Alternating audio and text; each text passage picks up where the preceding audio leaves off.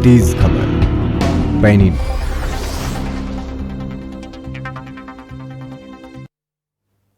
स्वागत है ब्रेक के बाद। सत्ता का T20 दरअसल बरोदा का रण सज कर तैयार है और चुनावी माहौल है। जाहिर सी बात है कि शोर भी होगा, तो चुनावी शोर भी बहुत है।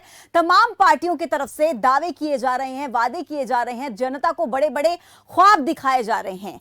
राज्य सरकार अपने पिछले 6 साल के कार्यकाल को गिनवा रही है और उधर अगर बात की जाए कांग्रेस की, तो वो बड़ौदा में अपने 10 साल के कार्यकाल की बातें गिनवा रही है कि हमने बड़ौदा की जनता के लिए तमाम चीजें की हैं। अपना रिपोर्ट कार्ड खुद जनता के सामने पेश कर रही है, लेकिन इस रिपोर्ट कार्ड को वास्तव में कौन पेश करेगा, वो होगी जनता। दरअसल जनता डिसाइड करेगी कि कितने नंबर वो राज्य सरकार को या फिर जो बड़ौदा में राज कर रही है इस वक्त कांग्रेस की सरकार, उसको देती है।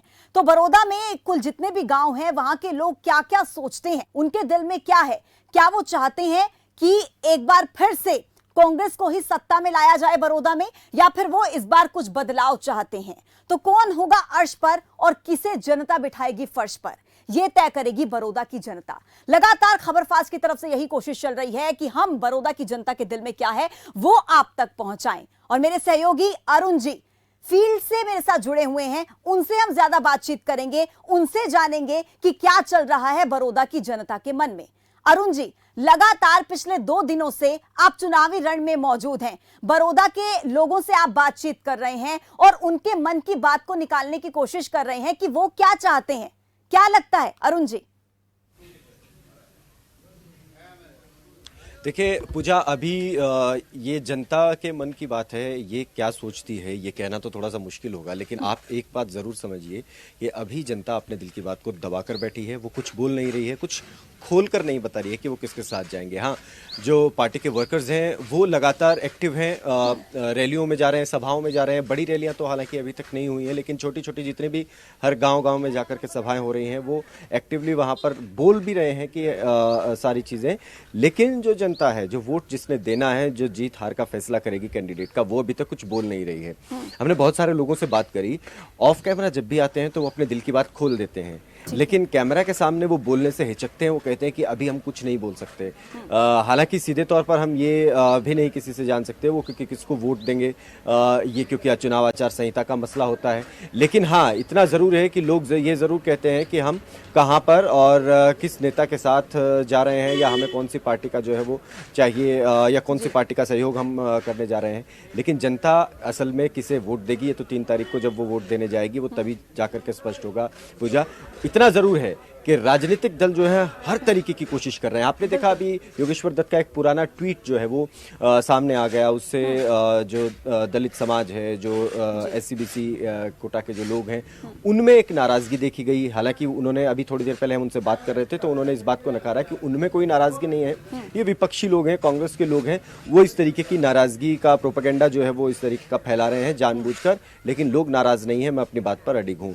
लेकिन अगर ऐसा होता तो वो बार बार अपनी सभाओं का जो उनका प्लान है वो जिस तरीके से बना रहे हैं, उसको अगर आप देखेंगे तो उससे थोड़ा सा समझ आता है कि नेता हर बस्ती में, हर गांव में जाकर के जातिगत आधार पर वोट उठाने की या वोट लेने की जुगत में जुटा हुआ है। हर जगह जाकर यही बात होती है। हालांकि वो साफ ये तो कहते हैं कि हम जाति के आधार पर कोई वोट नहीं मांग रहे हैं, या कोई धर्म के आधार पर कोई वोट नहीं, तो इस तरीके की बातें तो हो रही हैं।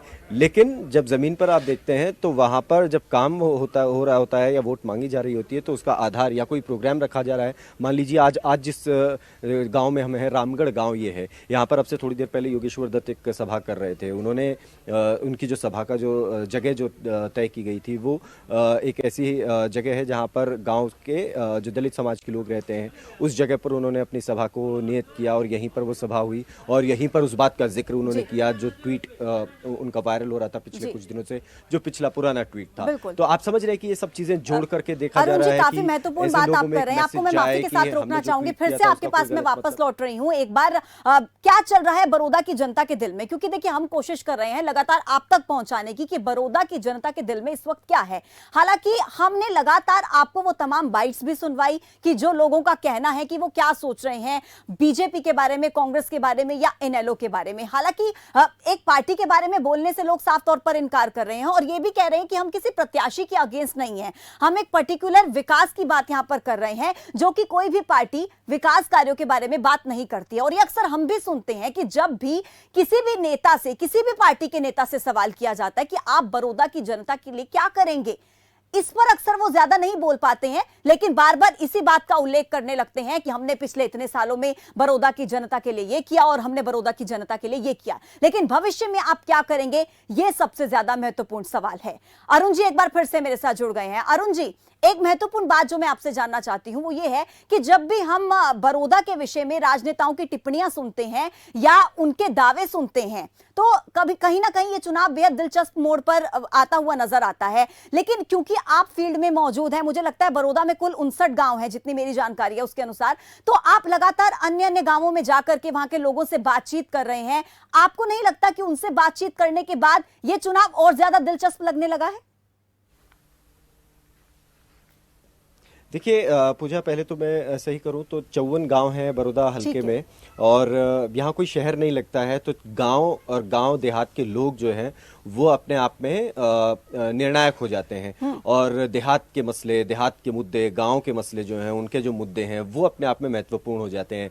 बड़ौदा के विकास की बात करें तो हुड्डा साहब यहाँ पर सरकार भी थी उनकी, 10 साल उन्होंने राज किया उस दौरान। अच्छा, उसी दौरान उसके बाद से भी आप मान के चलिए 2014 में मोदी लहर के बावजूद भी कांग्रेस पार्टी के कैंडिडेट यहाँ से जीते, और फिर 2019 में भी वो जीते। इसके बावजूद यहाँ पर हम देखते हैं कि गाँव में पीने के पानी की समस्या हो या बरसाती पानी के जमा हो जाने की समस्या हो या पानी की निकासी की समस्या हो, इन समस्याओं से ये हलका और इस हलके के ज्यादातर गांव आज भी जूझ रहे हैं। एक और ऐसी सच्चाई से मैं आपको रूबरू कराऊं तो बहुत सारे गांव तो ऐसे हैं जहां तक आज भी पब्लिक ट्रांसपोर्ट तक की सुविधा नहीं है। आज हम इसी तरीके से कुछ और जगहों पर जाने वाले हैं जहां पर पब्लिक ट्रांसपोर्ट की भी सुविधा नहीं है। सुबह के वक्त या शाम के वक्त कोई एक बस या कोई एक पब्लिक ट्रांसपोर्ट जो है वहां से निकलता है, लोगों को आना है तो उसी से आ सकते हैं, जाना है तो उसी से जा सकते हैं। तो इस तरीके की समस्याओं के बीच अब भारतीय जनता पार्टी और बीजेपी के कैंडिडेट जो प्रचार कर रहे हैं कि हुड्डा सरकार यहाँ पर रही, उनके कांग्रेस पार्टी के लोग यहाँ से जीतते रहे, बावजूद उसके इस हल्के का इतना ज्यादा नुकसान हो गया, कोई यहाँ विकास काम नहीं हुआ। तो भारतीय जनता पार्टी का ये कहना है कि 4 साल की आप फिर कैसे अगर वोट मांगने के लिए आ जाते हैं जाएगी तो विकास भी होगा। बिल्कुल, और सवाल तो उठेंगे ना अरुण जी? हाँ, ये निश्चित तौर पर पूजा जाहिर सी बात है।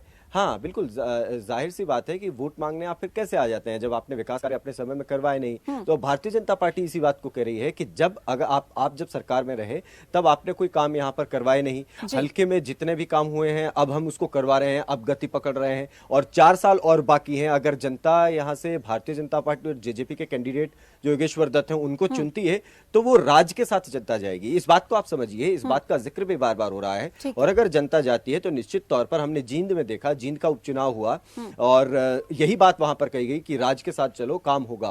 वो वैसा हुआ और वहां पर लगातार काम अब हो रहे हैं, डेवलपमेंट के जो जितने भी काम है हमने देखे। तो बड़ौदा में भी लोगों को इसी तरीके से बात लोगों के बीच में नेता रख रहे हैं, बीजेपी जेजेपी की अगर मैं बात करूं। और जाहिर सी बात है अगर सत्ता के साथ लोग जाते हैं तो काम होना जो है वो आसान हो जाता है, क्योंकि विपक्ष का कोई विधायक होता है। यहाँ पर एक बात और भी महत्वपूर्ण है कि यानी कि अगर आपको जनता चुनाव जिताएगी, अगर जनता आपको चुनाव जिताएगी तभी आप काम करेंगे। आप राज्य सरकार में आप बैठे हुए हैं, आपको जनता ने जिताया है, लेकिन आप फिर काम नहीं करेंगे। अगर आपको जनता वोट देगी तभी विकास होगा। बिल्कुल, ये बात हमने पूछा। इस बात का भी मैं तमाम राजनेताओं से भी बात कर रहा हूं, लोगों से भी मिल रहा हूं, तो ये सवाल मैं जरूर पूछता हूं कि कमल खिलेगा तो ही विकास होगा क्या? अगर ऐसा है तो फिर सबका साथ सबका विकास की जो अवधारणा थी वो कहां गई? ऐसे में फिर बात ये आ जाती है कि जब जो विधायक होता है वो अपने एरिया में विकास के कार्य क्या होंगे उसका एक एस्टिमेट बनाता है, वो भेजता है सरकार के पास, और सरकार उसको अगर पास न करे तब आप हमें कहें। और जब यहाँ कांग्रेस के विधायक थे उन्होंने कोई एस्टिमेट ही नहीं बनाया, आया, उनका कोई विजन ही नहीं था अपने हल्के के बारे में, क्या क्या समस्याएं हैं, उनको कैसे दूर किया जाएगा, किस जगह पर किस मद में कितना खर्च होगा, ना कोई एस्टिमेट बनाते थे, ना कोई प्लान बनाते थे, आगे भेजते नहीं तो क्या कहां से पैसा आएगा और कैसे विकास कार्य हो जाएंगे। तो जो विधायक होता है वो नुमाइंदा होता है अपने हल्के का, उन समस्याओं को वो नोट करता है, उसको दूर कैसे किया जाए उसका एक प्लान बनाता है, उस प्लान में कितना खर्च आएगा उसका एस्टिमेट बना करके वो सरकार के पास भेजता है, सरकार उसके बाद वहां से फंड रिलीज करती है और वो फंड जो है वो क्षेत्र में लगता है। तो अगर विपक्ष का विधायक ये कह करके बैठ जाए कि मेरी तो सरकार ही नहीं है तो मैं कैसे काम करूंगा, तो ऐसे में फिर सरकार भी क्या कर लेगी। तो विपक्ष के विधायक को भी, हालांकि हरियाणा सरकार ने एक बहुत महत्वपूर्ण एक कदम भी उठाया था कि 5-5 करोड़ रुपए हर विधायक को दिए जाएंगे, वो चाहे सत्ता का हो या विपक्ष का हो, कोई भी हो, उनको 5 करोड़ रुपए की एक पैसे उनको नहीं दिए जाएंगे, लेकिन एक कोष ऐसा बनाया गया था कि वो 5 करोड़ तक का खर्च जो है वो अपने अपने हल्के में करवा सकते हैं, ताकि सबका साथ सबका विकास की जो अवधारणा है उसको और गति मिले। लेकिन यहाँ पर विपक्ष के विधायक पिछले 2 बार से चुनते आ रहे थे। इस बार भारतीय जनता पार्टी का ये प्रचार, इस बात पर जोर है प्रचार में कि अगर राज्य के साथ जाएंगे, सत्ता के साथ चलेंगे तो 4 साल का समय है, काम होंगे और बेतहाशा होंगे। यानी कि ये तो एक लालच देने की भी बात हो गई ना अरुण जी, ये तो लालच देने जैसी बात हो गई कि आप हमें एक बार फिर से बड़ौदा की सत्ता में लेकर के आइए। बात लालच, मुझे नहीं लगता कि इसमें लालच देने की बात है। इसमें हाँ पूजा, ये बात आप जरूर इसको कह सकते हैं, क्योंकि हम लोग जब भी इस विषय पर विश्लेषण करते हैं कि आप अगर इस तरीके की बात करेंगे, या फिर हम बात करते हैं चुनाव प्रचार के दौरान नेता जो है वो जनता को किसी न किसी तरीके से लुभाने की कोशिश करता है, लेकिन इस तरीके से अगर बात नेता कह रहा है तो मुझे नहीं लगता कि उसमें कोई सीधे तौर पर कोई लालच है। लेकिन अरुण जी, एक बात और भी महत्वपूर्ण हो जाती है कि जब 10 साल से कांग्रेस बड़ौदा में वहां पर राज कर रही है 10 साल से, तो अगर लोग संतुष्ट नहीं है तो लोग भी बदलाव की तरफ देखेंगे, और अगर वो संतुष्ट हैं तो क्यों बदलाव की तरफ देखेंगे, वो भी बदलाव नहीं चाहेंगे। लेकिन अरुण जी, कृषि कानूनों का कितना असर आप वहां पर देख रहे हैं? या देखिए, ये बड़ी महत्वपूर्ण बात है पूजा। कृषि कानून जो है उसका असर यहाँ पर इस हल्के में बहुत ज्यादा, मैं कहूंगा कि देखा जा सकता है। इसकी खास वजह है, अभी देखिए धान की फसल कट रही है, मंडी में पहुंच रही है, किसान फसल की और जो भी समस्याएं होती हैं उनसे नियमित तौर पर जूझ रहा है। हालांकि अभी योगेश्वर दत्त से हम बात कर रहे थे तो उन्होंने कहा कि हाँ कुछ समस्याएं आ रही थी, लेकिन मंडी में जाकर उनको हमने दूर कर दिया। कुछ ऑनलाइन पोर्टल की कुछ समस्याएं थी और कुछ किसानों की वहां पर रसीद वगैरह की कुछ समस्याएं थी, उनको दूर कर दिया। अब कोई समस्या है नहीं, अगर होगी तो उसको भी दूर करेंगे। लेकिन किसान जो है वो, क्योंकि फसल कटने का समय है और ऐसे में ठीक ऐसे में चुनाव आ गया, और कुछ दिन पहले ही पिपली का जो कांड हुआ था वो किसानों को याद है, और 3 कानून जो है ये सीधे तौर पर अब असर डाल रहे हैं। इसको इग्नोर किया नहीं जा सकता, क्योंकि सारे लोग इस पूरे क्षेत्र में जो है, सभी मैंने जैसे बताया 54 गांव हैं, खेती से अप्रत्यक्ष या प्रत्यक्ष रूप से दोनों तरीके से वो जुड़े हुए हैं।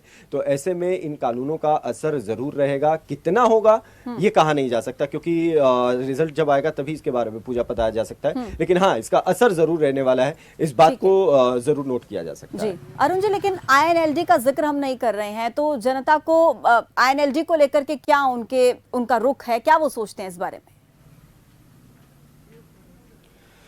देखिए, INLD के बारे में मैं बताऊं तो पिछले चुनाव में बहुत ज्यादा नहीं, उनको 3200 के करीब वोट मिले थे और जमानत जब्त हुई थी। लेकिन इस बार इंडियन नेशनल लोकदल को ये उम्मीद है कि वो इस बार जमानत जरूर बचा ले जाएंगे अपनी, और जितना भी वो वोट लेंगे, जितना वोट शेयर INLD का बढ़ेगा, उतना ही नुकसान कांग्रेस पार्टी को होगा, ऐसा कहा जा रहा है, बहुत सारे विश्लेषक कह रहे हैं। दूसरी तरफ एक और नाम ऐसा है पूजा जिसका मैं जिक्र करना चाहूंगा, वो है राजकुमार सैनी। गोहाना में उन्होंने जिस तरीके से चुनाव लड़ा और जैसा रिजल्ट पाया उन्होंने, उसके आधार पर राजकुमार सैनी को इग्नोर नहीं किया जा सकता। अगर हम इग्नोर करेंगे तो वो सही नहीं होगा, क्योंकि अगर आंकड़े देखें तो बड़ौदा और गोहाना एक साथ लगते हुए हल्के हैं, और बड़ौदा ने गोहाना को 3 जगह से घेर रखा है। तो बड़ौदा में राजकुमार सैनी का असर निश्चित तौर पर रहेगा, और अगर उनका असर, राजकुमार सैनी का जितना असर बढ़ेगा वो नुकसान भारतीय जनता पार्टी को पहुंचा रहे हैं। तो ये दोनों ही परिस्थितियां आप देखिए कि इंडियन नेशनल लोकदल और राजकुमार सैनी, इनको एक बार एक तरफ आप रख करके देखें तो भारतीय जनता पार्टी और जेजेपी का गठबंधन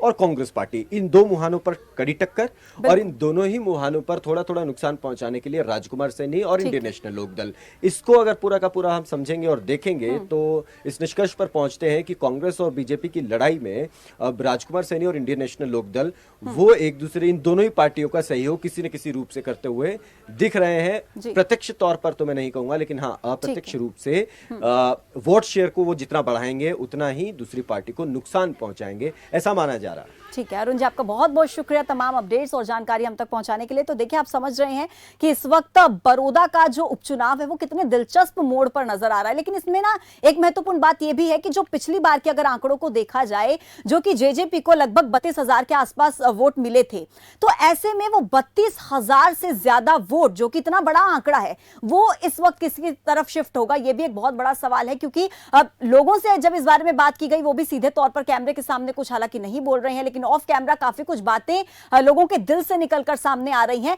लेकिन फिलहाल इंतजार हमें 10 नवंबर का ही करना होगा। अभी के लिए हम फिलहाल इस बुलेटिन में रुकेंगे, लेकिन आपको बता दें कि बड़ौदा उपचुनाव से जुड़े पल पल के अपडेट हम लगातार आप तक पहुंचाएंगे। आप बने रहिए खबर फास्ट के साथ।